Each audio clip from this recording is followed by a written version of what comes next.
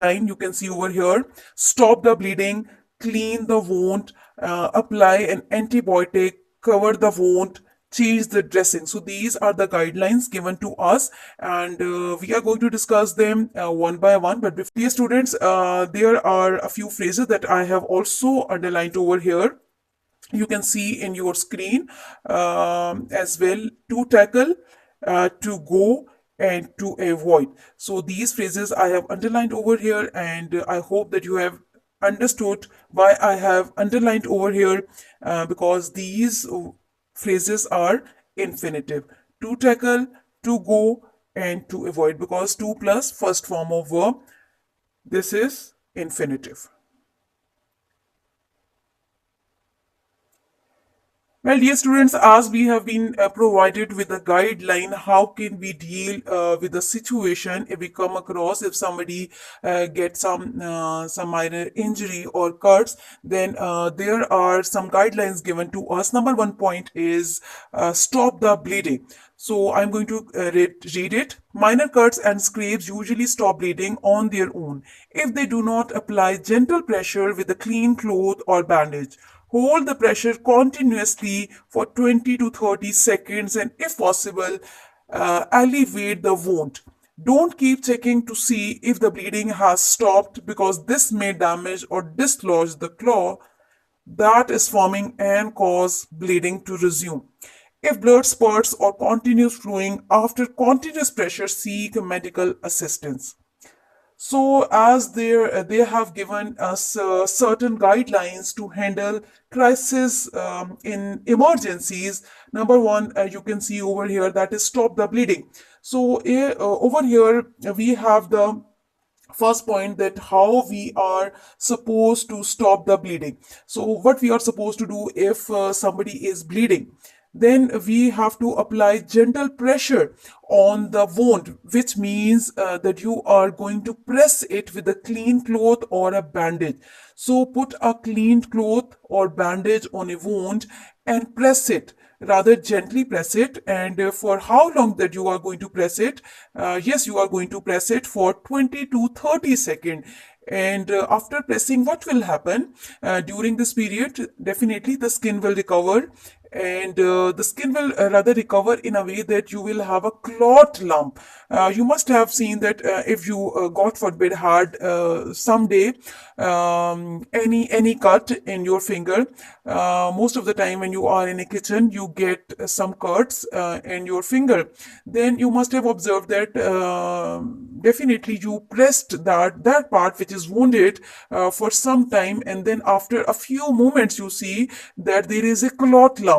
So this is the process, that if you are going to press that wounded part for 20 to 30 seconds, and then you will see that you will have a clot lamp on your skin.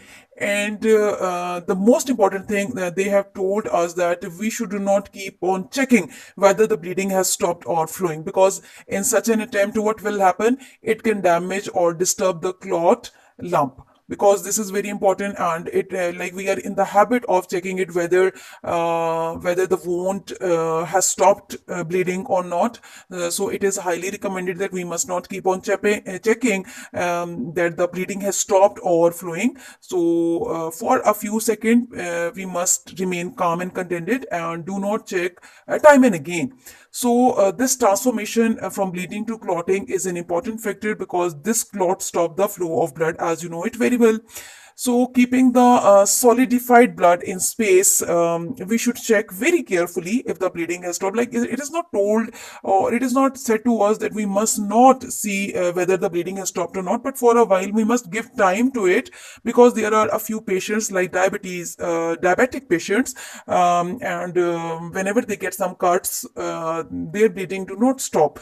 So then they must seek medical assistance. But for a normal patient, for a normal person, if a patient gets a cut, then we must give a pressure on that wounded part, because keeping the solidified blood in space, we should check very carefully if the bleeding has stopped or not. And the careful examination is really very important, because the careful examination of the clot after some time will not disturb the clot formation.